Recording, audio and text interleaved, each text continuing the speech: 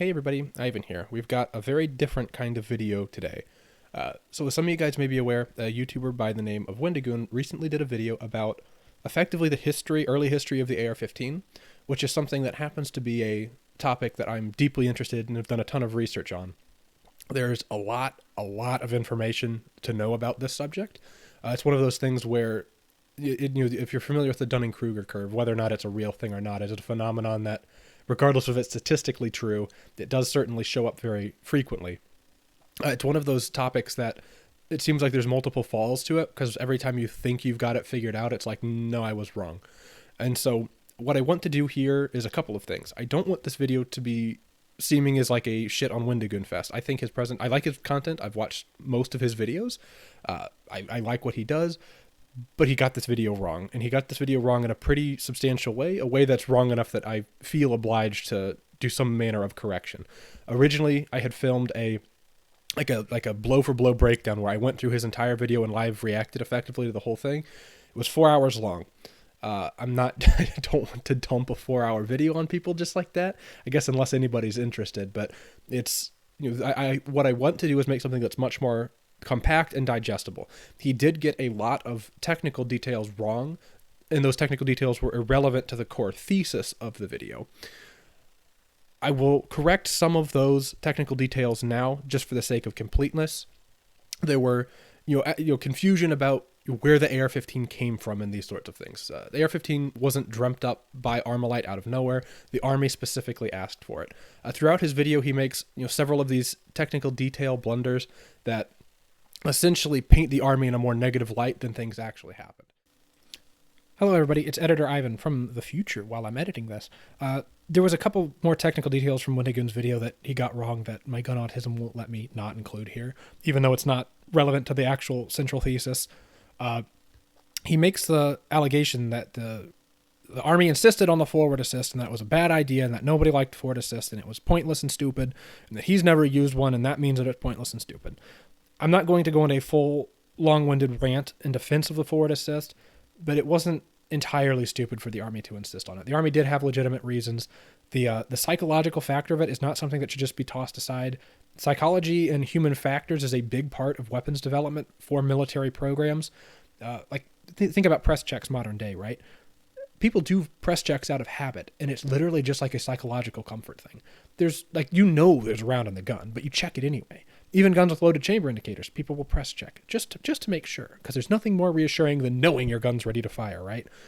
Having a button on the side of the gun that you can hit to make sure it's ready to fire is nice. The same way that you can hit the charging handle forward on an M1 to know it's definitely all the way forward and it's definitely ready to go. There's absolutely legitimate psychological reasons for it. There's legitimate functional reasons for the forward assist as well. The forward assist, I guess, I'm not going to say it has to be on an AR-15, but having it on an AR-15 doesn't hurt. And that's sort of my feelings on that subject. Wendigoon makes the assertion that the Army demanded the AR-15 have the forward assist, and that from that point on it goes away. No more of it. Can't have it. Sorry. Wendigoon makes the assertion that the Army demanded that the AR-15 have the forward assist, and that the guns without it, they're done. No more doing that. This isn't true. He says that the 601 is the last gun to not have a forward assist. It's not true. The 602 and 604, which you comprise the M16, the 604 was properly the M16, but the 602 was also called the M16. The late 602s are basically identical to 604s. There's 602s that got M16 remarked. So 602 and 604, right? Both slick-sided. The actual M16, right? The M16 proper, not A1, was slick-sided. The Colt AR-15 Model 603 is your M16A1 and has the forward assist. That was the Army's gun. And Colt continues to make more models, the 605, 606, 607, 608, 609. They sort of call this the CAR 15, the Colt AR-15 family. At the time, Colt is saying that the AR stands for automatic rifle. It's the Colt Automatic Rifle 15 family. Colt eventually drops this, this branding goes away because they don't have any success really with the members of the CAR 15 family. But this is one of the members of the CAR 15 family, the belt-fed H-bar. It was definitely a prototype sort of gun, did never really get adopted, but if you'll note, this came way after the Army was insisting on forward assists. It don't got one. Throughout all of Colt's sort of like pie in the sky out there, submachine guns and carbines and the dissipator and all these sorts of things. Their heavy assault rifles, as they called them. There you go, Car 15 Heavy Assault Rifle M2 with the belt feed system. Throughout Colt's experimentation with all these guns, they use forward assists and non-forward assist uppers sort of interchangeably, switch between them as they saw fit. So no, the Army didn't like put their foot down and say all the guns have to have it from then on. The 601 was not the last gun to not have a forward assist. He then uses this misunderstanding to make the claim that the SP1 was based on the 601. This is just not true. The 601 has very specific features about it that SP1s never had. Chief among them, right? Like the flash hider, the exact way the lower is configured, the charging handle, the extractor on the bolt carrier is different when you're really getting into the very niche details. So that's something you should keep in mind, is that no, the 601 didn't like turn into the SP1's not modeled after the 601. The SP1, the first civilian semi-automatic AR-15s, also didn't come after the war, as Wendigoon claims. They came in 1964, sort of before the war was really kicked off, at full steam anyway. The Colt designed it late 1963. It was introduced 1964. Remember, this time period, the Army has only, the Department of Defense has only just barely committed to buying AR-15s, and they committed to only buying some of them in a one-time buy. We're only buying some of these as a stopgap. Colt has paid a pretty decent sum of money for the design for the AR-15 from Armalite. They see like maybe the commercial market will buy some of these. They were wrong. The commercial market bought like none of them. The SP1 was not a very popular gun on the commercial market. And in fact, commercial gun writers at the time derided it as being, this is literally just a military rifle. Why are you selling this to us sportsmen? It was received with relatively negative impact on the commercial market. But Colt introduces that in 1964. And it is not styled after the 601. It's styled after the 604 and the 602, where the very, very first SP1s had some 602 features on them still. The features that the 602 ended up dropping when the 602 sort of evolved into the 604. Sort of chief among these is the chrome-plated bolt head. Very early SP1s have chrome bolt heads that were probably leftovers from 602 production. And those parts then found their ways into the SP1s. But, 1 year into SP1 production, it was 604 parts pretty much across the board. So important thing to keep in mind there. Minor technical detail. I guess the one last minor technical detail that my gun autism won't let slide. He says that the gear end feeds from stripper clips. This is probably just a slip of the tongue saying the wrong word. And he knows that they feed from on-block clips, which is different than stripper clips. Little gun terminology freakouts I usually try not to do, right? Clip versus mag, it doesn't matter, especially because at this point in time, clip and mag was used interchangeably. On block and stripper clip were not used interchangeably at this point in time. So I guess something worth keeping in mind, where I believe the British, bloke on the range will kill me if I get this wrong, but I believe the British called on block clips, and then they would call stripper clips chargers. Their terminology in some regards like beats the heck out of the terminology that caught on in the US. It's much more coherent anyway, but wanted to get that note out there because otherwise my TISM will be mad at me. Back to our main video. Most of the steps along the way, the Army was giving the AR-15 a fairly fair shake. However, as should be expected, and as Wendigoon identified, Springfield Armory and the Army Technical Board did tend to favor the Army's own rifles. There's legitimate reasons for this, and there's illegitimate reasons for this. A mixture of both sort of show up throughout this story. But the important thing to know is that Wendigoon's thesis, and I'll go ahead and put him saying it here. He states at the beginning of the video is that the AR-15 was sabotage. And what I want to do here is hopefully paint the picture that that's just not a justifiable position. It didn't happen that way, and that the sources that you use for researching the AR-15 are very important. I think even the bad sources should still be studied because they do still have some amount of useful information. However, things like the I-Cord hearings, things like the Atlantic article, and things like random forgotten weapons videos are not authoritative sources on the history of the AR-15. Ian, again, I like him, watch most of his videos. He does get stuff wrong pretty frequently, and he has had some videos on the history of the AR-15 where he just plain old gets it wrong. Just facts are not straight. The Atlantic article was written by a journalist who was anti-war, right? Even it was written in the 80s, so it was at least somewhat contemporary, but you can tell, and Wendigoon identifies, the author's mad throughout, like you can tell how mad they are through their writing. That's not an objective source. Their entire bent is to make the Army look bad and incompetent, right? And using selected cherry-picked evidence from the AR-15 story, you can totally make the Army look like the bad guys. So I'm not trying to say that Wendigoon was somehow complicit in a lie. He was just using sources that themselves were somewhat complicit in a lie by omission, frankly. And sort of the final source that he uses is the I-Court hearings, which were congressional hearings that took place in 1967. In trying to investigate issues that had cropped up with the AR-15 around 1966. Now, these hearings, Wendigoon uses quotes from Congress people, and he treats them as evidence of a fact. I cannot stress enough that congressional hearings where Congress lizards say words aren't evidence of a fact. It just simply isn't. Look at congressional hearings today, right? We have congressional hearings today where politicians will tell us that pistol braces let you bump fire a rifle. They're actually pistol braces and bump stocks are the same things. We've had that. Is that evidence of a fact? No, that's insane, like politician mumbo jumbo making stuff up. I'm not saying everything that was said in the I-Court hearings was this, but a lot of it was. A lot of it was not substantiated by the facts. A lot of that's because in 1967, they didn't have all the facts. In 1967, they barely understood what was going on with the rifle at all. And the Army then, as a result of the I-Court hearings, put together an extremely comprehensive investigation into the rifle. The Army did above and beyond their due diligence, which, if you were trying to sabotage a rifle at any level, simply wouldn't have happened. And we'll hopefully establish over the course of this video that the Army had multiple times they could have sabotaged this rifle, like for real, and they didn't do it. And there's reasons they didn't do it, and that's because they weren't trying to. So we'll paint that picture in more detail later, but the important thing to remember here is the I-Court hearings a lot of what's said in the I-Court hearings are not evidence as a fact, and you cannot take the words of a politician as evidence of a fact. You need actual hard evidence to back those things up. Many of the politicians who were involved in the I-Court hearings were opposed to the war. The war was not popular ever in the United States, especially because people were getting drafted. And then if you go and look at the draft numbers, they were drafting people out of the poor South with because in richer parts, especially in the northern United States, you could get out of the draft pretty easily. In the poorer places of the country, you weren't getting out of the draft. It wasn't possible.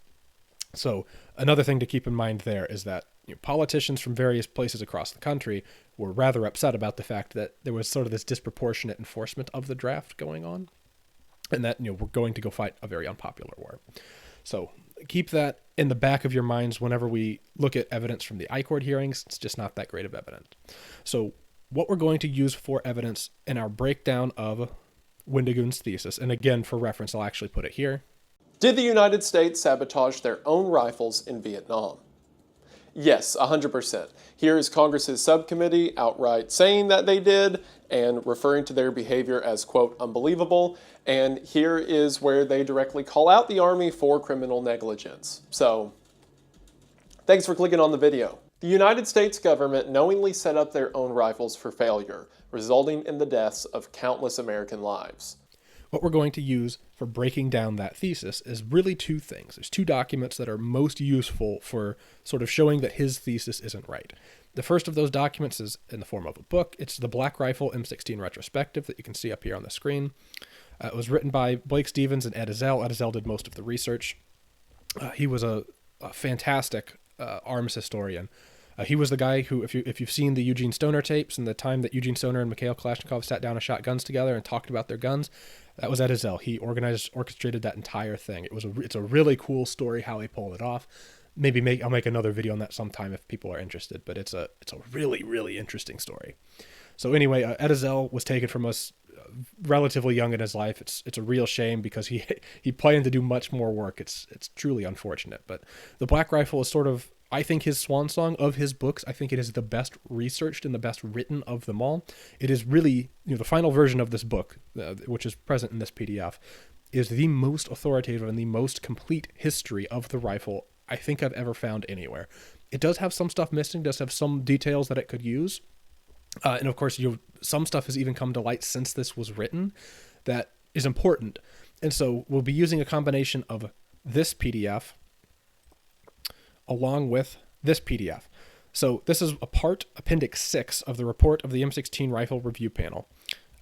Appendix 6 is 278 pages. The M16 Rifle Review Panel document is gigantic. It's worth reading most, if not all of. I've probably read about 50% of the Rifle Review Panel report. This really is the comprehensive investigation. This is the first-hand evidence, right, of which the Black Rifle summarizes some of. But this is the comprehensive history that is important to understand for what the Army's involvement with the AR-15 actually was. These documents paint the fullest picture that you're ever going to get about it, and the picture that's painted, frankly, there wasn't sabotage. It didn't happen. There was favoritism. There was favoritism nonstop. The Army always will have favoritism in favor of itself. That's to be expected, right? That's just something that's going to happen. That's the way the world works. But that favoritism didn't amount to sabotage. And I want to make clear that those aren't the same words, and you can't just say, oh, I was using sabotage blithely.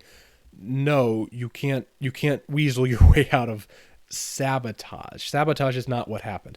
Was there some incompetence? Perhaps. Was there something that looks like negligence without context? Definitely. But in full context, I don't think that you can really establish a broad scale picture of incompetence anyway. Perhaps there were some individuals in the Army who did act in an incompetent or a negligent manner. However, there's not broad scale negligence. There's certainly not broad scale malevolence as you would need to establish for this to be sabotage. So, with that said, I do want to address sort of the couple core items that Wendigoon uses to back up his thesis. So throughout the video, he uses often incorrect on the technical details stories about how the Army was resistant to the AR-15. The gut feel, right, the intent behind these stories is true. The Army was rather reluctant to look at the AR-15, but there's legitimate reasons for this. Perhaps the most legitimate of them is they had literally just adopted the M14. The adoption of the M14 is mired in controversy today. At the time, favoritism was played, but it's important to remember that the M14 that was tested in the M14 trials was the winner of those trials. Those trials were certainly set up to be skewed in favor of the M14. And in fact, they ended up sort of inventing a couple of requirements that gave the M14 the edge over the FAL. But really the only serious contenders in that trial were the M14 and the FAL. The FAL that we know today was not the FAL they were dealing with then from a standpoint of reliability. The M14 M1As that we know today are pretty much like the M14s they had then from a standpoint of reliability. The M14 didn't have the benefit of a long development cycle to make it better. The FALs we have today do. So it's important to remember that the FAL they had at this time was a really young, immature design that had just been converted to .308 caliber.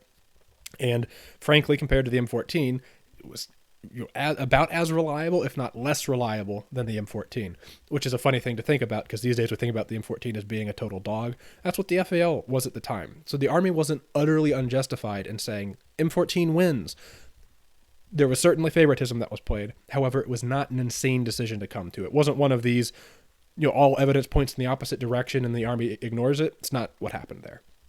So important also to note, the AR-10 was not a serious contender in these trials. It was, the AR-10 was a gun of which 10 examples existed at the time it was in these trials. Very, very few numbers of these guns had ever been made. It was really just thrown in there to get Armalite's name out there a little more. And you do essentially promotion, right? It promotes Armalite's products. It lets the Army test Armalite's products, right? The Army puts their ammo through Armalite's guns, so Armalite doesn't have to pay for it. And then they find out what breaks whenever real soldiers are using the gun. So it's free research for Armalite is frankly why that gun was there. So important nugget to keep in mind there, that throughout the video, Wendigoon points to all sorts of instances of the Army being so biased. Yes, the Army was biased in favor of the M14. He never, with any of these points, establishes anything that looks anything like sabotage, and never really even establishes anything that looks like negligence. It's really just the Army being a little bit favoritist. And in fact, whenever we go through the Rifle Review Panel document, we'll see that when looking at the AR-15 as a replacement for the M14, something the Army does much later, well, I guess in 58, 59 is whenever they're doing their initial evaluation of the AR-15, but as they evaluate it later, and the M14 has been improved a little bit since its very initial versions, which were being compared to the very initial versions of the AR-15, not in the context of replacing the M14, mind you, but in the context of what are these two rifles capable of, and the M14 was used as a benchmark.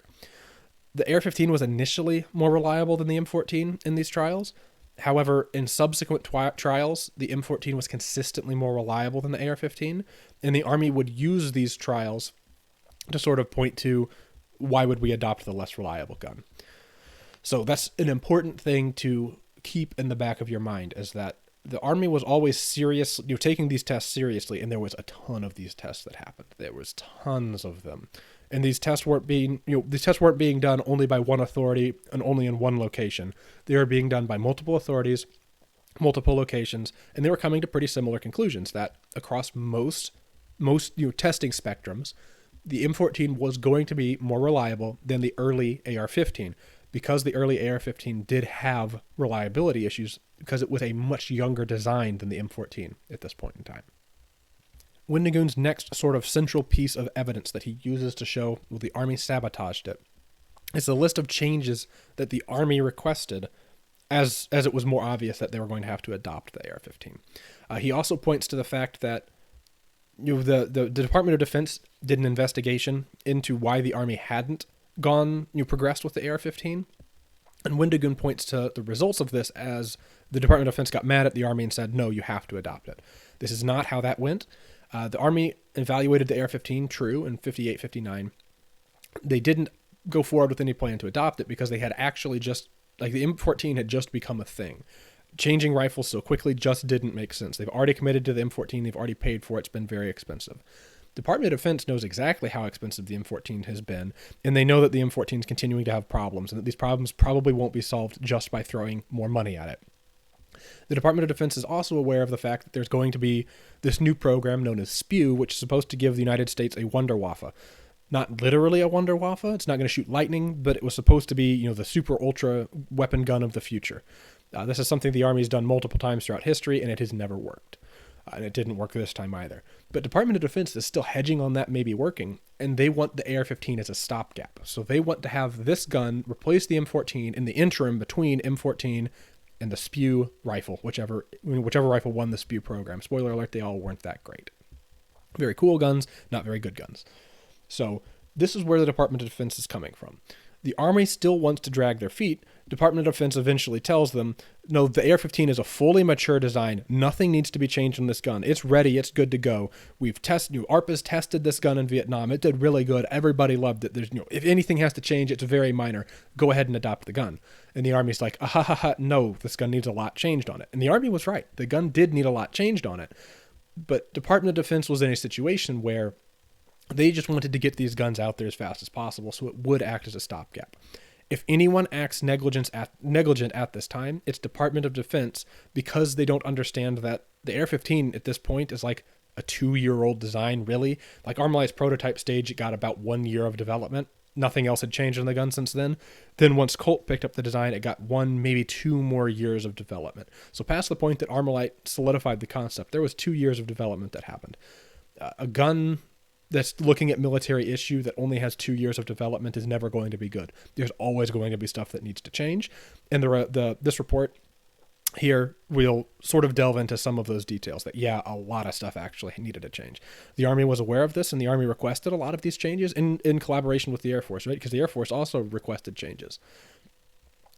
However, not a lot of these changes got made, and most of the reason they didn't is because the Department of Defense felt many of them were unnecessary. That's something that we can get into more later, but when Wendigoon points to that as being evidence, it's not the case. It wasn't, the Army wasn't saying, no, we won't adopt it unless we have all of these changes.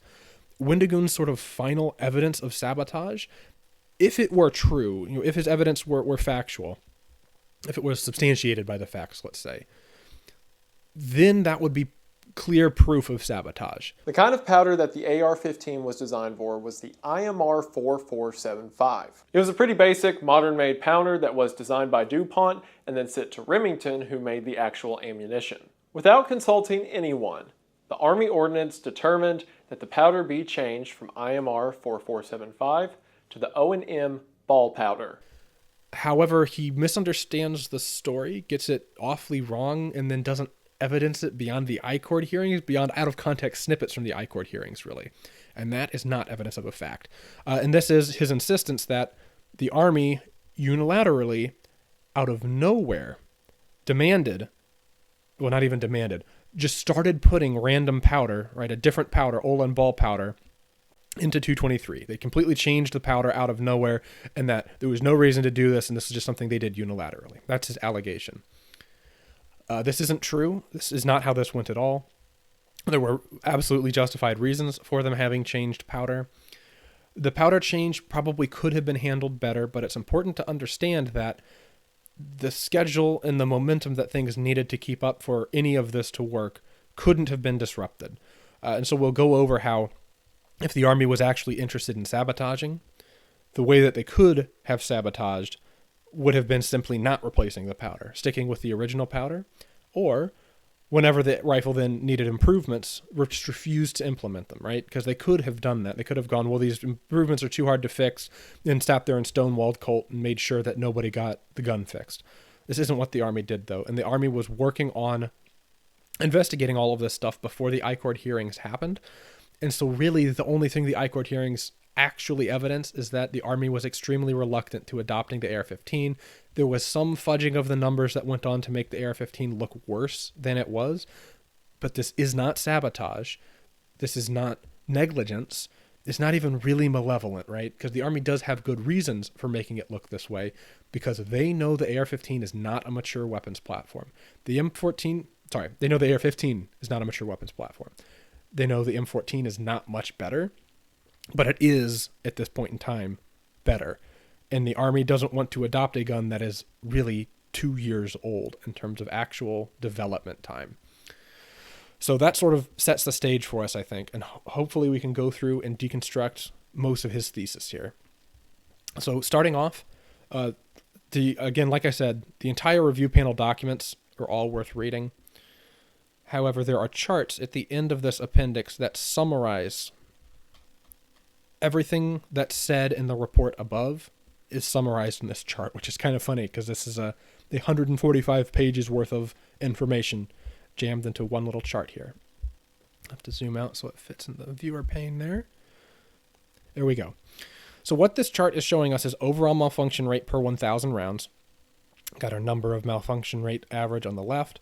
And the bottom is a hilariously not scientific year period that they spread this over. So we'll have to read this together to help everybody understand it better.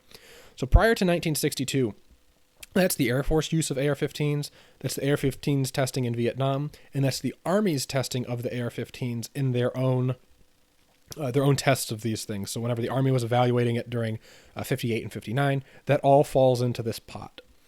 You can see the average malfunction rate for the AR-15 is over 14. This is before, the gun is only loaded with IMR powder at this point.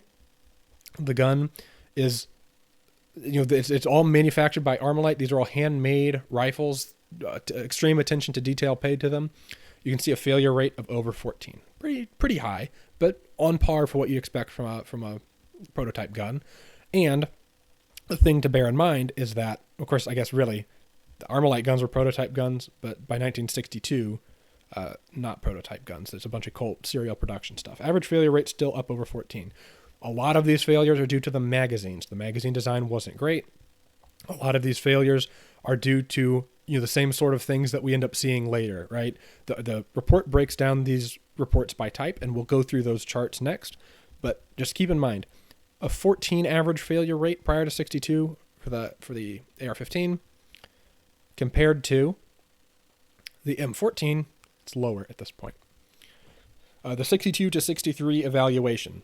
So this is around the time that the TCC is put together. That TCC was the authority that was sort of in charge of, okay, if we're going to implement AR-15s, if that's going to become a thing that's used militarily broader than just the Air Force using some for base guard, what does that look like? So that's our 62, 63 eval. You can see that the rates of malfunctions have dropped substantially for the AR-15, as well as for the M14, because remember, both guns are being improved throughout this development cycle. Changes were made to the AR-15 as it went, because at this point we're looking at the Armalite AR-15s and the Colt 601 AR-15s. 62 and 63 eval, we're looking at the Colt 602s, 603s, and 604s. The improved Colt AR-15s are being evaluated here. And they did make changes that did improve the reliability of the gun substantially. The report goes over one big failure that AR-15s were consistently having is that the chambers weren't cut correctly. And whenever you'd chamber around, the bullet would engage the rifling immediately. And then whenever you tried to whenever you tried to extract a round manually, it would leave the bullet in the chamber. The projectile would stay stuck in the chamber, and you'd pull the case and then dump all the gunpowder everywhere. It's a really bad failure to have happen, though that was pretty common on the early guns. That's a mixture of an ammo problem and a gun problem, but that was solved by 62, 63. Then moving forward, 63, 64, by the end of 64, mid 64, the ball propellant is adopted. So this increase in failure rate isn't because of ball propellant, right? Because the impact of ball propellant is really felt between 63, 64, and 65, 66. And you can see the adoption of gunpowder didn't really increase the failure rate substantially at all. This giant spike in failure rate is attributable to other things. 63, 64, you start seeing more serious use of the gun. And the quality control as Colt starts to mass manufacture these things does slip a little bit. But again, we'll break down in the subsequent charts, what failures this actually, what failures happened in this spike and what failures happened to this spike. And we'll see that ball propellant isn't really a driver. The changes that ball propellant makes in the system, to the extent they actually matter, doesn't really change much at all. This is sort of our first big evidence of one of Wendigoon's big points not being correct, is that ball propellant didn't see a lot of failures in reliability of the gun. The new buffer is adopted 1966. That is responsible effectively for the biggest decline in failures. Part of that is because ball propellant did cause more failures. The new buffer fixed those failures, but the new buffer also fixed a lot of failures that existed before ball propellant was ever loaded in 223. Finally, the chrome chamber being adopted led to a decrease in some reliability issues, but actually caused an increase in some reliability issues, and the report breaks all of those down in detail. And I guess the other thing to pay attention to here is that Vietnam reports was reports actually out of the country itself where these things were being tested. The rest of this line is sort of more scientific tests, so done in controlled conditions where every gun that's being evaluated is subject to the exact same hazards, the exact same torture test, if you will. And the Panama tests were tests that took place even later on in history. So if we go through these charts, here's a breakdown by failure type.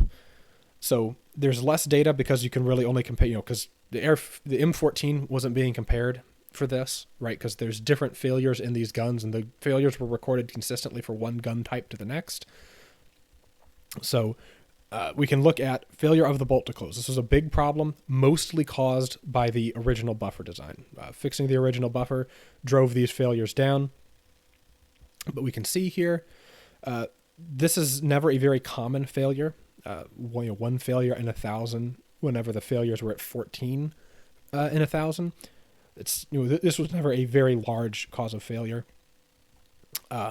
You can see this chart more or less follows, except in the Vietnam reports and Panama test, it continues to increase, which is somewhat interesting. So after the chrome chamber was adopted, bolt closure failures happened more frequently, which is pretty interesting. But ball propellant being adopted or back up out of 1.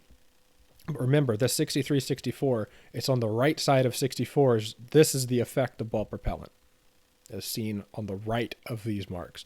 Just like the new buffer being adopted is seen on the right. So there's your failure of the bolt to close. Never a very uncommon error. And failure of the bolt to close, frankly, is more of an ammo problem. Ammo being loaded incorrectly itself, dimensionally incorrect ammo, than anything. As well as bad magazines could have a play here. Failure of the bolt to retain to rear. So this is failure to lock open. This is something that ball propellant absolutely did have a negative effect on. Of all the failures that you can have in an AR-15, this is probably the least severe. What this really means is that after you fired the last round on the gun, the bolt doesn't lock to the back. So the bolt goes forward after you fired your last round. A relatively minor failure in the grand scheme of things, but ball propellant did have a marked increase in this failure happening because the ball propellant did increase the cyclic rate, and that increased cyclic rate would occasionally cause the bolt to override the bolt hold open. And so you can see, new buffer being adopted, This problem goes away. It like really, really goes away almost entirely. And again, that's because the original buffer design in this gun wasn't good, and it needed to be replaced in the first place. They did make a couple updates to the head of the original buffer. I guess we can pull up a picture of it in our Black Rifle book here. Here is sort of the way the buffer head worked on the inside. It had a stack of these rings. When these rings got wet, they would stick together, and that would cause the spring force of the gun's action spring would effectively lose force because it's allowed to actually extend further because these rings would collapse into each other and stay stuck together. The original buffer was a bad problem, and in fact, the Black Rifle goes in great detail into summarizing what these problems exactly were. Colt tried a lot of solutions. They tried lighter weight buffers with metal inserts, and in fact, some of these actually ended up being heavier because the Edgewater buffer was very, very light. You can see Colt's improved buffer. This is sort of the buffer that we ended up getting. This is more or less the final design. Don't know if it's got any better pictures of the Edgewater system. I guess here's your one on top to show your Edgewater design. And so you can see, the rings would end up collapsing. You can see exactly how thin and hollow this buffer is. It's extremely lightweight.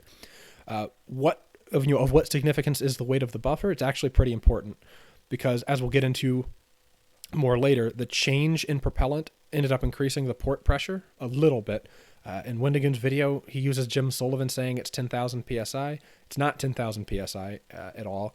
Wendigoon then misconstrues that 10,000 psi with being chamber versus gas port pressure. We'll delve more into that later to hopefully clarify the difference between those two things.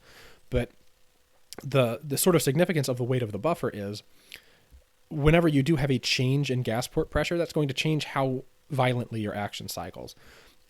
A good understanding of inertia and momentum will tell us that the heavier the reciprocating parts of your gun, the more it's able to sort of soak up or smooth out the violence of that cycling. Guns, gas-operated guns that cycle too violently will have failures where they have ripped the rim off the cartridge case, right? It's not able to extract the case because it's easier to have the extractor rip off the rim of the case than it is to pull the case out of the chamber, because cases do seal themselves in the chambers pretty tight. So primary extraction needs to be slow enough that it's not easier to rip the case apart than it is to get the case unstuck from the chamber. More gas port pressure means that you're going to have more violent cycling. This more violent cycling, in turn, means that your reciprocating parts are going to move faster, which means your primary extraction is going to be harsher. The original buffer really wasn't even heavy enough to be doing this reliably with the original IMR powder and its lower port pressure. If you set up an AR-15 buffer similar to the Edgewater buffer today, you can prove this to yourself. You will have these failures, especially as the gun gets hot, especially if you use ammunition like steel case ammo that sticks in the chamber a little bit tighter than brass case ammo. You can prove this to yourself. Meanwhile, with the proper buffer, these problems disappear. So this buffer was never sufficient. It was never a good design. This is not the Army's design. The Army didn't insist on this design being in the gun. This buffer design was something that was dreamt up by Eugene Stoner in the original AR-15, and Department of Defense kept saying, "Oh, it's good, it's good, it's good." Eugene Stoner says it's good too. He says it's good because Gene Stoner's insistence this entire time was that the gun was mature and it was ready to go. He had a financial incentive to say this, right? Because he gets more money the more guns that are sold more quickly. But no, this buffer design was not great. And so this chart certainly shows you a good indication of that with, okay, we've increased the cyclic rate here. We've decreased the cyclic rate here by having the buffer weigh a little bit more. And this heavier buffer, I guess I should mention, you can get 223 these days that's loaded with IMR equivalent powder. Works fine with the modern buffer designs. The gun still cycles just fine. It will cycle a little bit slower, but it's not like it's not cycling, right? It's not like you can't have this buffer and the old powder. This buffer works fine with the new powder. Increasing the weight of the reciprocating parts in a gas-operated gun like this doesn't keep it from cycling with the original powder. Really, it's sort of more mass you get in there. It acts as a sponge for the energy that's being put into the system. The system is going to have enough energy to cycle regardless. But having more mass there means that you can sponge up whenever there's a little bit too much energy. Next failure chart we're looking at here is failures to feed. So this is one where the ball propellant being approved decreases it dramatically.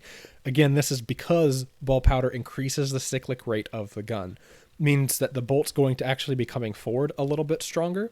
So the failure to feed issues were the magazine's fault. This report really goes over the fact that the magazines for the AR-15 sucked the whole time. They didn't stop sucking until like 68, 69, 70. Magazines for guns are hard to make. And the 30, the fact that they had designed a 20-round magazine and then adopted a 30-round magazine didn't help, because those are two separate things that have to be designed two separate ways. The designs for 20 and 30-round mags are different, and they had to constantly be tooling around with trying to get a better magazine made. But the ball propellant being improved actually dramatically lowered this failure rate from a 3 to a 0.75. That's pretty substantial in the grand scheme of things. The new buffer being adopted then drives the failure rate back up because the action's cycling slower. This is a thing in gun design you may be familiar with, that guns that don't want to feed, sometimes if you just like get the reciprocating parts moving extra hard, they will feed. This is sort of the difference in, like on pistols, riding the slide home versus slingshotting it. This is effectively the bolts being ridden home, the bolt cycling slowly and lethargically, and with ball powder, it's cycling very violently, and it drives your failure rate on feeds down. Here's our failure to fire. So this is what had been talked about here in the black rifle. It's the light strike problem, is the failures to fire. What had been causing this is the buffer was so underweight that whenever with the ball propellant, the bolt would slam home, the bolt carrier would bounce backwards off of the bolt head, right? It would sort of rebound. And as it's rebounding, the auto sear has already been tripped and the hammer's already coming forward. But because the bolt carrier is now bounced back, the gun isn't quite in battery fully. The bolt's locked up, it is safe, but the bolt carrier is bounced back, which means your firing pin has bounced back too. Now your firing pin's not far enough forward for the hammer to hit it squarely, and then it's not going to strike the case hard enough. So the ball propellant being introduced did certainly increase these failure to fires. You know what fixed it? Bringing the cyclic rate back down. It's just about as simple as that. It's also worth noting, failure to fire. The failure rate overall relatively low. However, it's important to note that in the testing, about half was done semi-auto, half was done full auto. This issue did not exist in semi-auto. It really was not a very common thing at all in semi-auto. It was much more common in full auto. But as you can see, the buffer being adopted fixed it.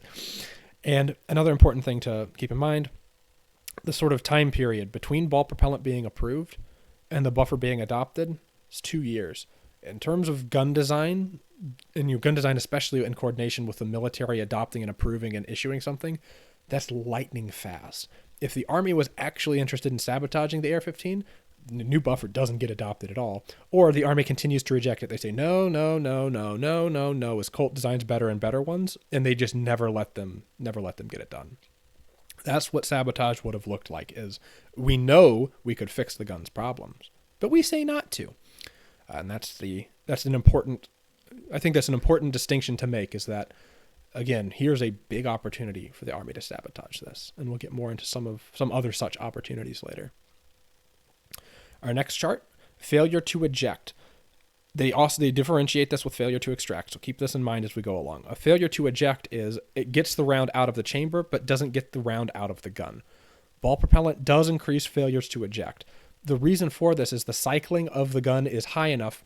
You may have seen this in AR-15s on your own. The cycling velocity is high enough that it gets the round out of the chamber. It then flings the round against the rear of the ejection port so hard the round just gets kicked back into the action, and then you try feeding a live round with the spent round still in the action of the gun. So again, ball propellant approved increases the rate of this failure dramatically atop the new buffer, and it goes away to a lower place than it was before because the buffer was always too light. And so that's again an issue of ball propellant being adopted. Here's the fix that always should have been there. And then if we go and look at failures to extract, interestingly, ball propellant being adopted, the failure rates were already climbing before then, so that the product improvements that happened to the actual adopted M16s before the adoption of ball powder, failures to extract were already rising. I've seen this explained as the fact that corrosion started, after 63 and into 64, you had rifles that were finally able to be used enough and in conditions that they got corroded, rusty chambers and these sorts of things. But it's important to keep in mind, failure to extract. The worst the failure rate got is 1 in 1,000, when the overall failure rate initially was 14 in 1,000. So the failure rate here is relatively low compared to the other failures. This failure is, of all the failures, the most severe. In order of how severe failures on guns get. A catastrophic failure where the gun blows up and you no longer have a gun, probably the worst. Next most would be you have a part break on the gun, which is fixable, right? So you have a catastrophic failure that's repairable. After that, at least if you ask me, it's you have a failure to extract, right? A round gets, I guess, there's a worse version of failure to extract where you extract only half the case. It's known as a case separation. That's probably more severe than a regular failure to extract because you need a special tool to get half of a case out of a chamber. And then a conventional failure to extract is probably the next most severe because, as we're talking about it here, this is a rim tear-off failure to extract, and you need to stick a jam rod down the barrel to get the case out at this point, which is a relatively slow process. So this is a very bad failure, but it's worth keeping in mind the overall failure rate wasn't all that bad. And interestingly, right here's ball propellant adopted. To the right of it is really the result of, to the right of it is the impact of whatever the sort of time period is. Ball propellants adopted, failures to extract dropped. This was not supposed to happen. And so you can see actually introducing the new buffer sees a nominal increase in this. This is we're talking about a 0.3 to less than a 0.4. This is a nominal enough increase. It could be explained by anything from changes in environmental factors to troops weren't cleaning their guns to, many different things could explain this. But, a slope this small with a scale this small on the right side of the chart really doesn't mean much of anything. Statisticians out there should know this means nothing really changed with the adoption of the new buffer with regards to failure to extracts. So worth keeping that in mind, right? That ball propellant being adopted drove down the failures to extract. This is contrary to most of what you'll read about this, because a lot of what you'll read is that, with the increased port pressure from the ball propellant meant that it had lots and lots of failures to extract. It had lots of other failures, and the action did cycle more violently. However, that didn't necessarily mean that it was starting to have more of these failures to extract where case rims were torn off. Because, and again, everything to the left of this is before ball powder is used. Failures were pretty high here. They went down here as the product improvements to the gun were made, and then back up. Before ball powder is introduced, they're on their way back up. Ball powder is introduced, and they're back down. Interesting thing to keep in mind there. All other malfunctions. The report breaks down what this is. I don't actually exactly remember what they had ended up including in this category of all other malfunctions, but you can sort of see the 62, 63 eval, guns are doing okay. 63, 64 is coming up a little bit. It's actually a little bit more than a little bit, about one failure per 1,000. Slope stays the same after ball powder is introduced. The buffer and chrome chamber being introduced drops that dramatically. The conclusions they really go into is that the reliability of it is sensitive to changes in operating energy level. That's true, but the buffer more or less addressed these problems substantially. There was a more or less fixed in this regard. I do also want to point out, you can see Colt's own tests happening down here. Depending on which of Colt's tests these are, these may have been done with a mix of IMR and ball powder.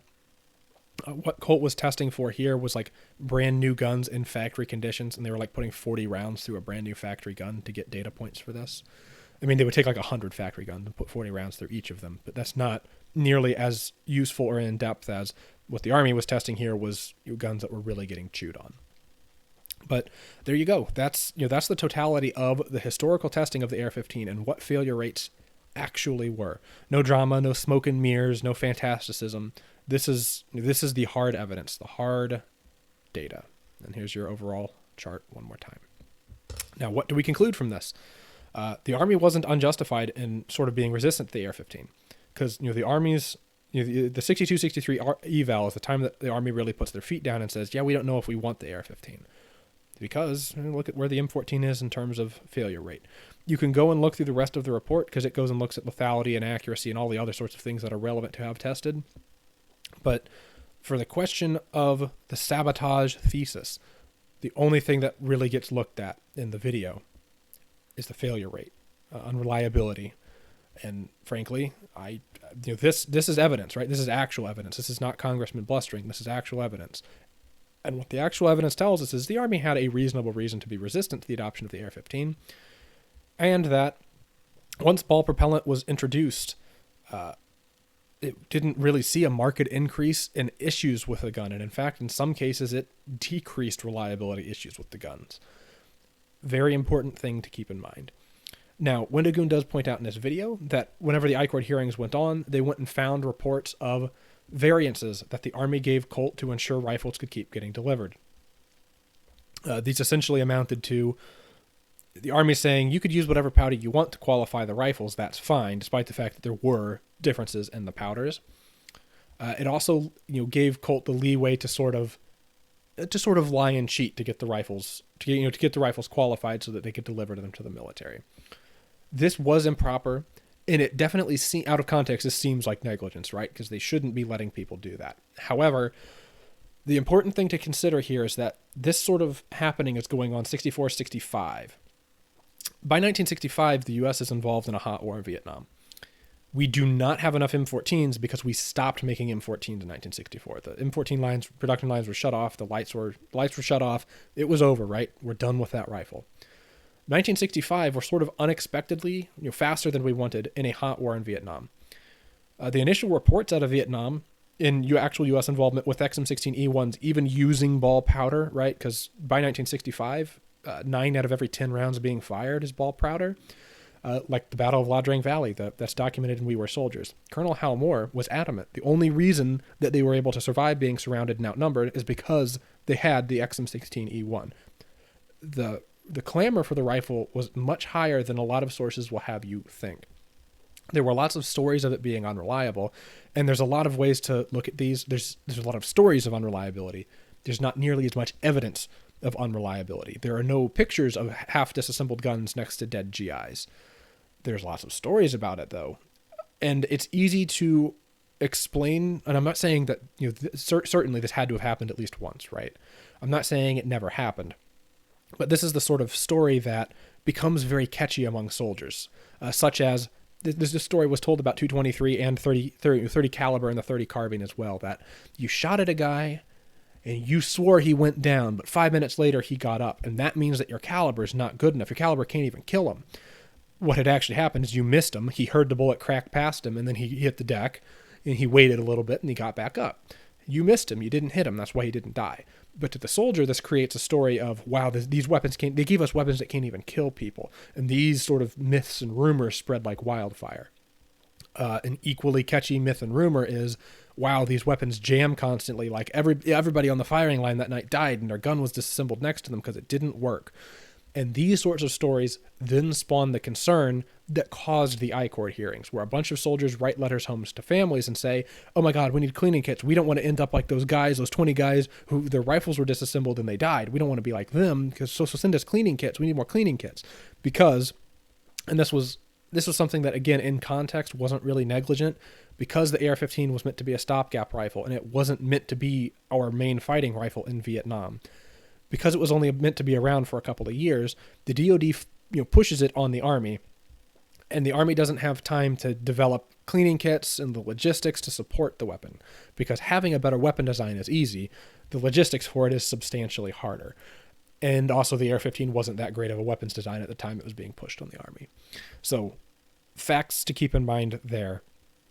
I guess, further delving into the sort of last point that Wendigoon uses to defend his thesis is that the ball propellant adoption was unilateral. It was just something the Army did and they didn't ask anyone about. This isn't true. In fact, the Black Rifle has a great big section dedicated to this. So, to paint the picture, prior to this point, 223, the caliber that's in question, had been loaded with IMR powder. Eugene Stoner I believe in a matter of like a month, had designed 223 Remington. Originally, Armalite, the other companies, other firms involved in the small caliber high velocity program, which was the program that sort of birthed the AR-15. It was a set of requirements for a program the Army put together, and they approached Armalite and said, design us a gun for this. Armalite's first gun they designed was known as the Stopgap. It was sort of M1 carbine-ish, and it was, Armalite themselves found it to be insufficient. Like, this is bad enough, we can't submit it. And so then Armalite had directed not Eugene Stoner, but Jim Sullivan and another one of the workers there, Armalite, whose name escapes me right now, to scale down the AR-10 to the AR-15. This was not something that Eugene Stoner had a direct design hand in. He would have been a chief engineer, so changes like how big should we make this, how small should we make that, with things that he would have input on. But he was busy designing the AR-16 at the time the AR-15 was being developed. Thing to keep in mind there. So the AR-15 ends up being designed for the small caliber high velocity tests, and that's the 58 and 59 tests that the Army does of the AR-15 that we had mentioned earlier. So at this point, Eugene Stoner designed 223 Remington, which was sort of a increased power, because originally they were looking at 222 Remington. The requirement to penetrate a steel helmet at 500 yards, though, made it that 222 Remington was going to be insufficient.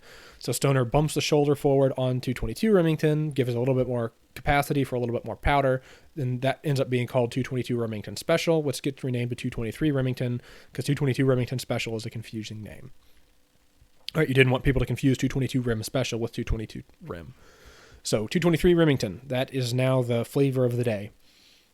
Stoner, he takes his first stab, right? He designs a bullet, he puts a powder load in it, and it sort of gets the ballistics about what they want.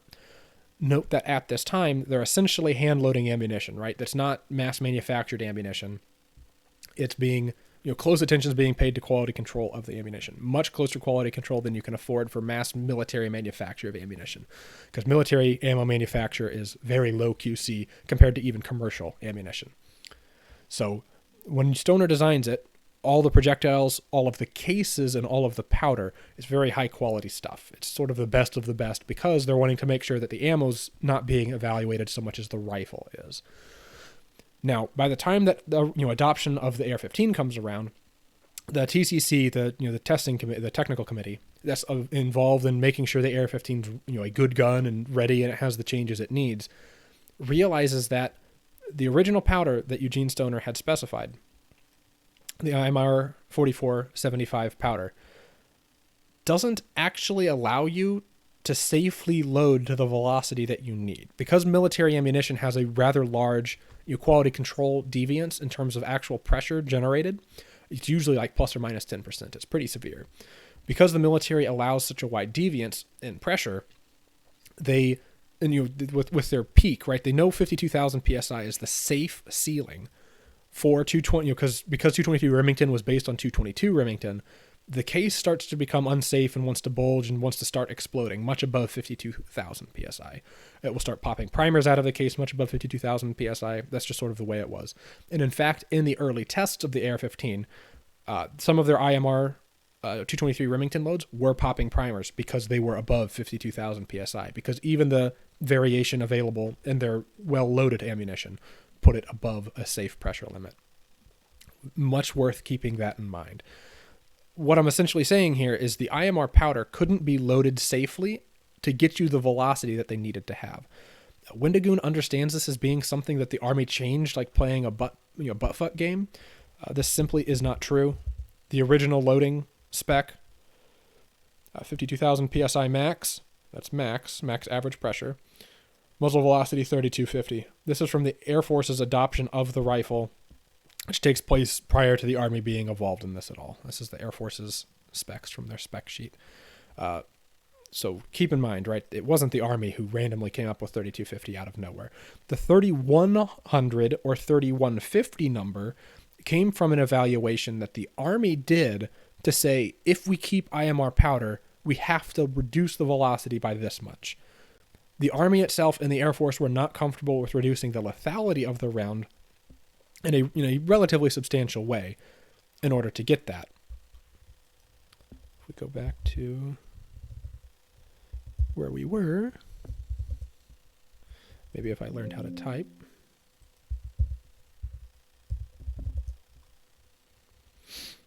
Okie dokie. So this led to us to the round nobody wanted to make.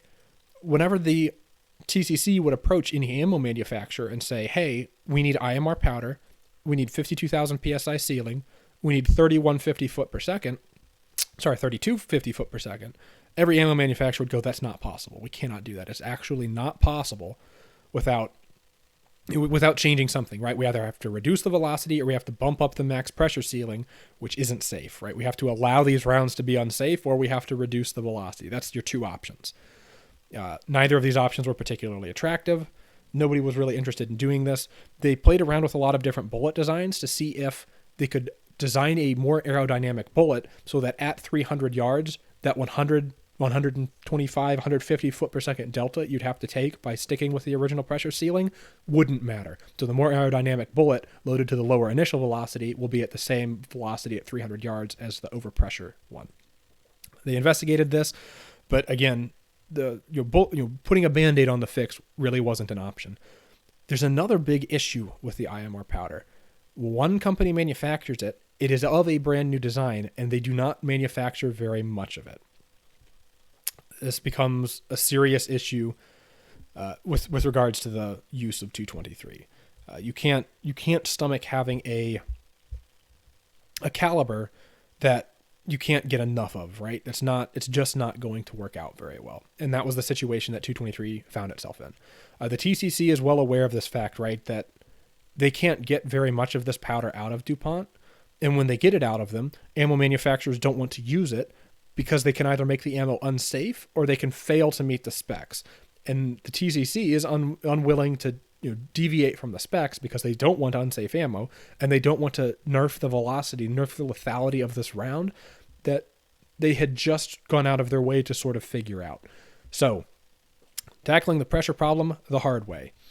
This is a really good chapter. If you read nothing else in the Black Rifle, you need to read this chapter in its entirety. Very important information to understand here because the whole conclusion of the I-Court hearings are at odds with the facts of the matter, and this chapter lays that very bare. So, they realize IMR, not safe, insufficient, can't get enough of it, it's bad, right? It's bad for a litany of reasons. They need an alternative propellant. There's several stuff that's available on the market that they begin to look at. They look at CR136, proprietary powder, HPC10, another proprietary powder, and then Olin approaches the TCC and says that we should use WC846. Wendigoon incorrectly claims that this is an artillery powder. It's not an artillery powder. Maybe there was artillery rounds that were loaded with ball powder at some point in time.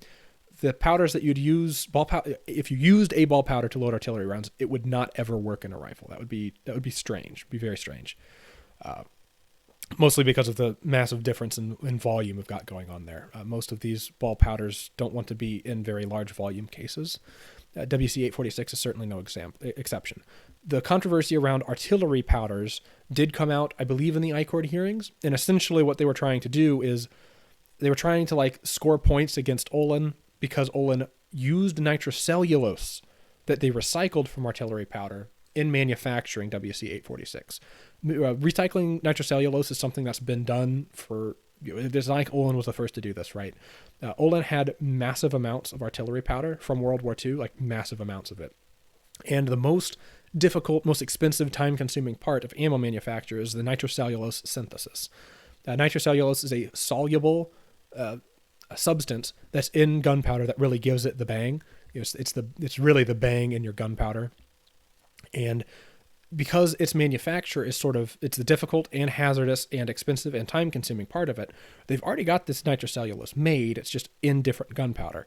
You can because it's soluble, you can get it out of the old gunpowder, then get rid of your solvent, and now you've got your nitrocellulose again, ready to be loaded into a different gunpowder, right? Turned into a different gunpowder. There are some harms that can come into play when recycling a powder. But sort of chief among these is you do introduce more room for contaminants to get in.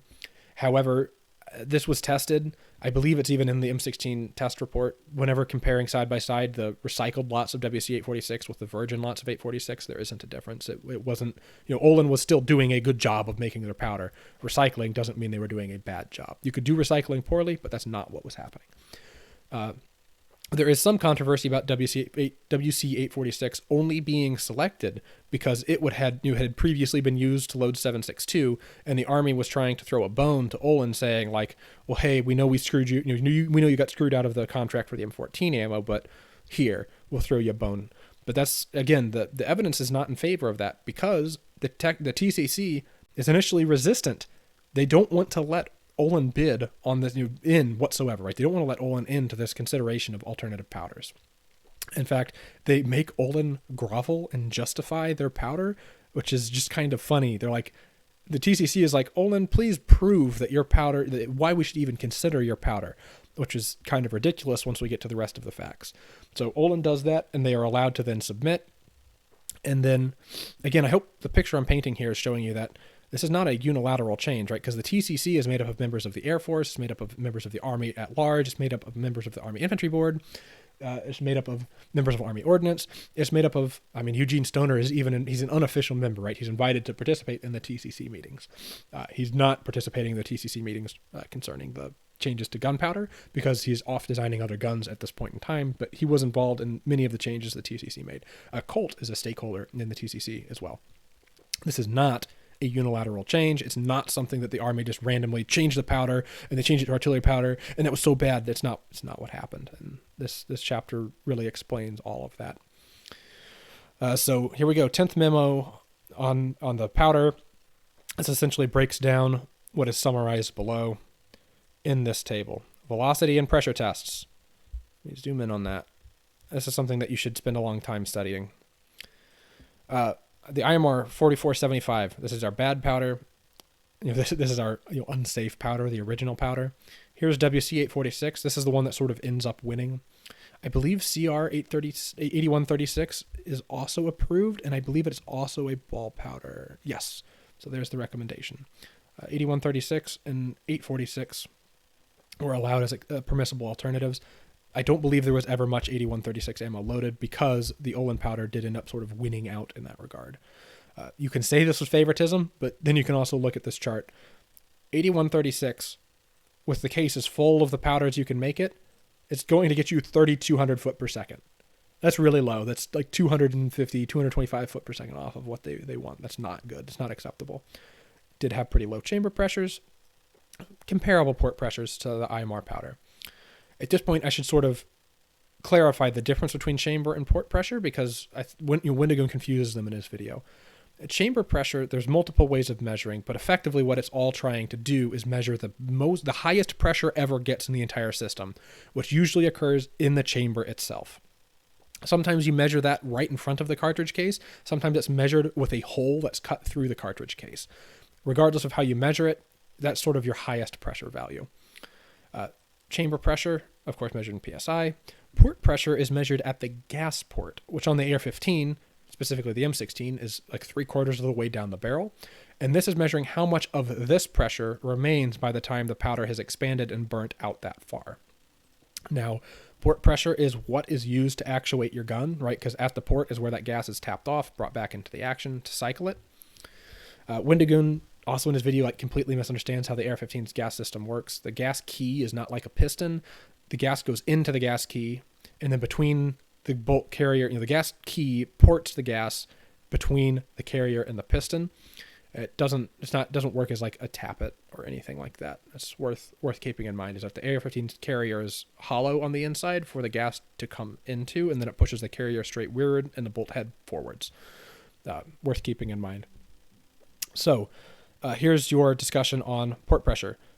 Wendigoon in his video says it's 10,000 psi higher chamber pressure. It's not. It's actually substantially lower chamber pressure. And then he takes a clip of Jim Sullivan saying it's 10,000 psi higher at the port. 10,000 psi higher than this at the port is probably going to blow up the gas tube on an AR-15, just blow it right out. It's definitely not going to cycle reliably at all. It's simply not true. Maybe if you were using a pistol length, like a very, very short gas system, maybe you could get a 10,000 psi increase, maybe. But it's worth keeping in mind. This is a cubed root law thing. Gas pressure drops off rapidly. And the further out the bullet gets down the barrel, the faster it drops off. This peak pressure only exists for an instant and then immediately begins to drop off rather dramatically. Keep that in mind, I suppose. But you're looking at the rest of this chart, right? They're measuring velocity. The velocity that WC-846 is getting at substantially lower chamber pressures is effectively identical. HPC-10 was not selected to go forward with, but it was getting slightly better velocities, but it's also deviating, it's too high on chamber pressures. This is sort of average chamber pressure they're looking at. Keep in mind there's a plus or minus 10% thereabouts tacked onto this for safety. What that should tell you here is 10% on the upside of this is still safe. 10% on the upside of this is blowing, it's popping primers out, it's bulging cases, it's splitting cases, potentially in half. It's close to blowing your gun up is what 10% on top of 54,000 PSI means. So you can't actually get this velocity safely from IMR. Looking at this chart, if you understand ballistics, do you know which powder is the best? It's this one, and there's not a lot of debate about that. Because right, your requirement is 3,200 foot per second, 3,250 approximate, right? This is 3,250 approximate, this is 3,250 approximate, so is this. This isn't. This is overpressure. This is overpressure. This doesn't get you the velocity. WC-846 is the only one that works right. It's the optimal powder. What that gives you is a 1,000 PSI increase in port pressure, though. This increase in port pressure isn't great, and this is something that should have been tested more extensively. However, the thing to keep in mind is this testing is going on in 64. The war's going to go hot by 1965. They're going to need 100 million rounds of ammo in 1965. There's only enough IMR powder to get you 10 million rounds of ammo in 1965. This is not good. This is a bad situation to be in. So they don't have sufficient time, right? There simply is not time to investigate the port pressure question fully. They need more ammo. This is the best option they have. Because their other option, right? Your options are not enough ammo. Hey, also it's unsafe. Or you have enough ammo. There's a question we haven't actually answered about what's different about this, but it seems like for the most part it's going to be safe. Or you just get rid of 223 entirely, right? This is the time that the Army really could have sabotaged this. They could have said, we have to investigate port pressure fully. We have no idea what this actually means. They could have dragged their feet for 2 years to figure out in detail what this means. And during that time, war goes hot in Vietnam, 1965. There's a grand total of, there's a tenth of the ammo you need going around. This would have forced us to look at other guns. If the Army really hated the AR-15 that much and wanted to sabotage it, this is exactly where they do it. If there was any coherent push, right? This is 1965. This is before anybody's actually accusing the Army of any sort of misconduct. They could have killed the AR-15 right here, very simply, by saying there is not a suitable powder to replace IMR. IMR is unsafe. We cannot use this. This is like, it's more than a nail. It's like a railroad spike in the coffin of the idea that there was sabotage. Here's where the Army could have sabotaged it. You know what they did instead? They picked the best contender. And it's just that simple. The chapter does go on to talk about the fateful approval of ball powder because the ball powder did increase failure rates by way of increasing cyclic rate. As we've been over before, this is because the buffer design wasn't even heavy enough for the IMR powder they were using. The buffer redesign happens very quickly here after this. However, yes, ball powder does oversee some failures. This wasn't, again, hopefully what I've established here is the Army didn't just like randomly pick a different powder because they were buddies with Winchester. They picked a different powder because IMR wasn't safe. Winchester's powder was really the only other option that met the requirements, and they needed more ammo and they needed it yesterday. Thus why this happened. Not because the Army was negligent, not because they were acting unilaterally, because the TCC at large approved this change. Hopefully that's clear to you guys, because that's crushing to the narrative of there was sabotage. There just wasn't. The Army wasn't acting unilaterally. People need to research this stuff just a little bit more. The section goes on. This section sort of talks about the cyclic rate problem. The hard way part 2, right? The hard way is they qualify a new powder. The hard way part 2 is now they've got stuff downstream of that to change in the guns. The chapter goes on and talks about all the rest of this. Frankfurt Arsenal. almost immediately in 1964, right? They are testing the difference of port pressure. And this ends up leading to Colt designing the better buffer. Again, the idea that there was sabotage that happened here, it is just not founded. They could have sabotaged this if they wanted to. Didn't happen though. And then that's the fact of the matter. That sort of, I think, should do a pretty good job of deconstructing Wendigoon's narrative. Again, I don't think it's his narrative that he invented out of thin air. He got some technical details wrong, and that's on him. But his narrative is one based on the premise that the I-Court hearings are A, comprehensive, and B, entirely correct, including using congresspeople's words as evidence of a fact. It's not. You can't and shouldn't do that, and that much, to that extent, it is on Wendigoon, because probably should know better. So, where does this leave us? The picture that's most accurately painted, I think, is that the Army was playing favorites the whole time, but the Army was not unjustified in playing favorites. It wasn't the Army sticking up their nose at everybody and saying, hey, fuck you, we're going to undermine everything. It's not what they were doing. They were dragging their feet for good reason. And in fact, maybe they could have dragged their feet more. They didn't unilaterally change the powder. That never happened. And here's a little kernel of information that is shockingly absent from Wendigoon's video. WC-846, right? The quote-unquote bad powder that caused quote-unquote all the problems, even though it didn't really oversee that many more failures of the gun that weren't already happening, as a result of not having cleaning kits, or a result of one thing or another. WC-846 didn't herald that many new issues. But with the introduction of this powder, you would think that if this powder was bad, they got rid of it immediately, right? 1964 it's adopted. You'd think by 66, 67, 68, 69, 70, did they get rid of WC-846? No, you want to know which one they got rid of? IMR. Yeah, at first it was pulled from combat. You can no longer have this in Vietnam. It was relegated only to continental U.S. use, and then they got rid of it entirely. IMR went away as a military powder. WC-846 remained. But surely by the 70s, right? Wendigoon said, surely by the 70s they get rid of it, right? Right? Because they got rid of it. They found a different powder, right? It's true they did eventually find a different powder. The powder that they found was also an hole and ball powder. And if you made this spec sheet for the powder, it would have the same velocity, the same chamber pressure, the same port pressure. Because the powder that quote-unquote phased out, really, it wasn't replaced 846. The powder that phased it out had an identical burn rate. The only thing that was different was the additives in the powder. They reduced the upper bound allowable additive content for calcium. Calcium's added to powder for two reasons. It neutralizes acids in the powder to some extent, which can help make the ammo less corrosive, which is a good thing generally. It's also added as a flash suppressant. WC-846, having been designed for the M14, had an upper bound for calcium that was pretty extreme, right? You could have a lot of calcium in the ammo.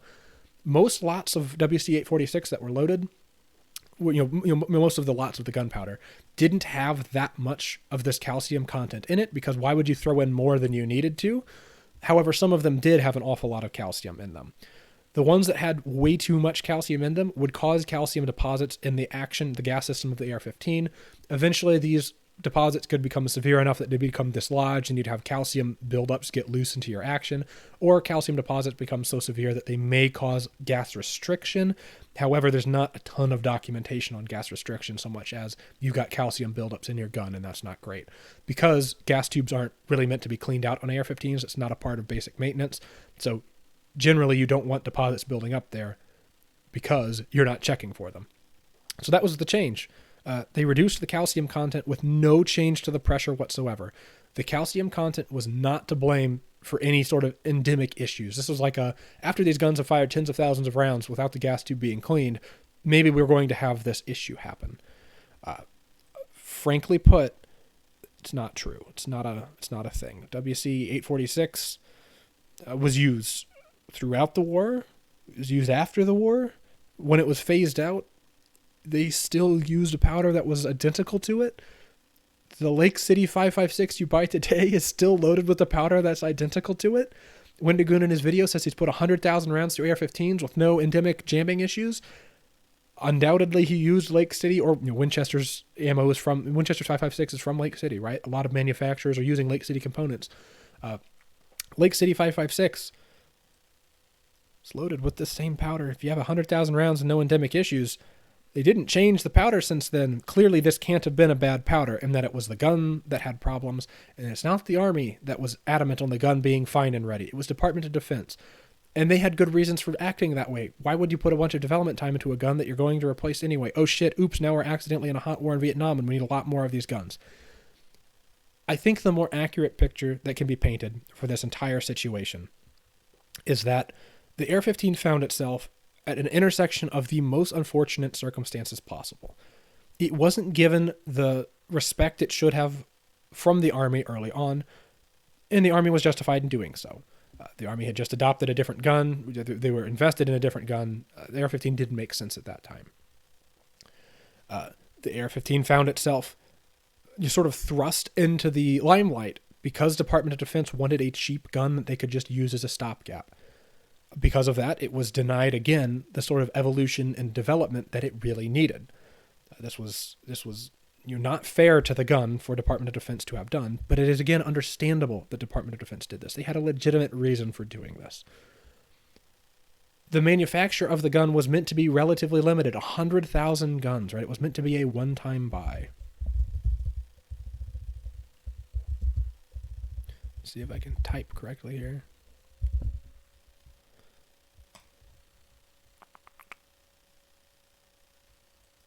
Page 118.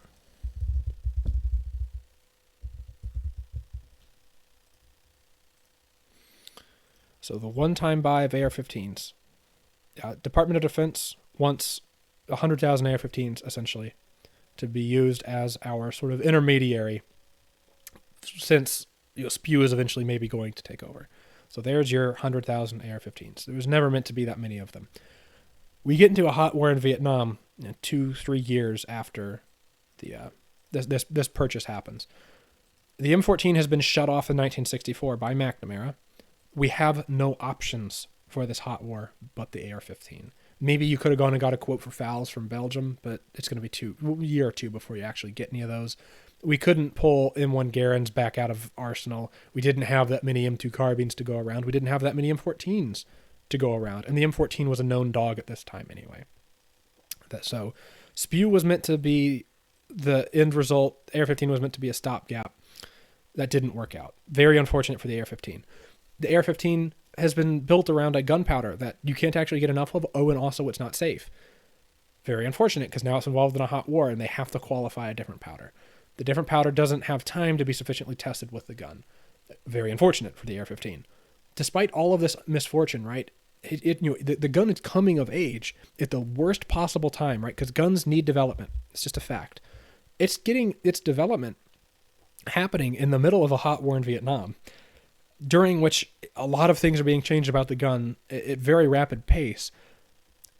And the effects of these things don't have time to be studied because they have to keep the guns moving and keep the guns getting into people's hands because we need more people on the ground, and it's just a total clusterfuck at this point.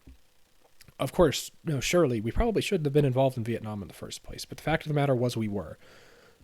I think the totality of the Army's decisions point to the fact that they were observing due diligence as much and as often as they could, considering the way the chips fell. It's easy in retrospect to say, well, they just should have adopted AR-15 in 1959. Yeah, in retrospect, maybe, but they didn't know Vietnam was going to happen in 1959. They didn't know the M14 was going to end up being a dog that was not going to be something that could really be redeemed. They didn't know that the AR-15, their AR-15 that they had tested wasn't, it was more reliable than the M14s that were tested in 58 and 59. Yes. However, they didn't, this was like prototype handmade AR-15s being compared to rack off-the-shelf M14s. M14s that were just around on these bases whenever the AR-15 was being tested at them. So again, it was an unfair comparison in favor of the AR-15, frankly. It was brand new AR-15s compared to the M14s that were just around. So really valuable to keep that in mind. The AR-15, lots of bad circumstances going on. The fact that it survives all these bad circumstances is a testament. It's a testament to the fact that if the gun was not modular the way it is, it would not have been capable of being saved. If the Army was not as interested in saving the AR-15 rather than sabotaging it as they were, civilians in the U.S. wouldn't own them today. They'd be a relic of history. They'd be gone. They'd be long gone. It would have been dead long, long ago. The Army was deeply involved in making sure the gun worked. There wasn't attempts to sabotage. There was attempts to stymie. There was attempts to stave off its adoption. You can say that this was wrong and that they shouldn't have done this, but frankly, I don't think that's altogether true. That's my feeling, based off of all of the evidence. If you come to a different conclusion, okay, sure, you can leave it in the comments and type out a big message about how mean I am for talking shit on Mr. Wendigoon. Not trying to talk shit on him. I'm just trying to say that when you research these sorts of topics, there's a lot of research you have to do, where anytime that you find a fact that's not contested by anything, you should be suspicious of that fact until you found something that's hard evidence, primary source, written by people who actually had access to the data. That's a sort of emphasis that has to be put on this stuff. So there we go.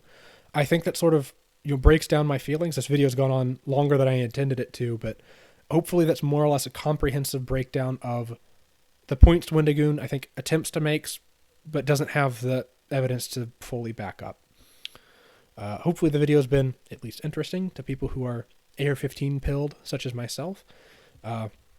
Again, I'll put links to there's a link on Colt AR-15 resource that has all of the appendices and the summary of the M16 Rifle Review Panel. Worth reading. It's a lot of information, so you can read it slow. The Black Rifle is a lot more digestible. It's not technical military writing, but I'll leave a link to the Black Rifle. It's available on PDF, as I'm looking at here, and it's text searchable too. It's pretty cool. I think I'll leave you guys with that. Hopefully the video has been pretty good, and hopefully your core takeaway is, yeah, the AR-15 had teething problems. All guns do. The AR-15 had the misfortune of having its teething problems in the middle of a hot war in Vietnam. Very unfortunate. Not all reports of the AR-15's reliability were of it being a dog. In fact, Colonel Hal Moore thought it was fantastic and was responsible for saving thousands of American lives in La Drang Valley. There are certainly stories to the opposite extent. You can give anecdotes and stories whatever weight you think they are owed, but the data, right? The hard evidence, the stuff you can actually point to as being from the time period and being honestly investigated. This is the stuff that you can actually draw conclusions from and make factual statements about. And I think the proof is on the wall, right? The proof is in the pudding, writing's on the wall, sort of thing. This is what you got to go off of. And frankly, the idea that the ball propellant was something the Army dreamt up to nuke the rifle, it's not true. The ball propellant being adopted was what saved the rifle, to be quite fair to the rifle and to the history. And the ball propellant wasn't responsible for like some mass failure of the rifles. It was already having issues before ball propellant was in the picture, and the buffer being adopted was responsible for fixing most of these. The buffer adoption is certainly something that shouldn't have had to have happened, because it should have been known that the buffer was not a great design. It should have been fixed before that. But anyway, just rehashing stuff from my own analysis at this point. I hope you guys enjoy and have a fun, good time. And seriously, please check out the links, check out the PDFs. This is important stuff. It's important to understand this history for a multitude of reasons. It's important to understand it's important to get these facts straight, because yeah, it's a catchy story like, oh, the Army sabotaged the Army. Wow, he lay epic troll on Army part, plus 100 troll points. But as great as a story as that is to tell, it's not the truth. And the truth about these things is important because something that has as much cultural cliche as the AR-15, both pop culture, politically, and the gun sphere. Something that has that much cliche is fun to make up stories about. But keeping the history straight for things that are at these cornerstones of pop culture and politics and the gun world and all these sorts of things is very important, I think, because these like dogmatic stories that just get blown way out of proportion, I don't think they do anybody any favors, because right, that's what FUD lore is, right? It's designed to wound, it can't kill anybody. It's it was a dog, super unreliable, jam every time. These aren't true tellings of the way these things actually are. And I think I will leave you guys with that thought. I hope you have a good time.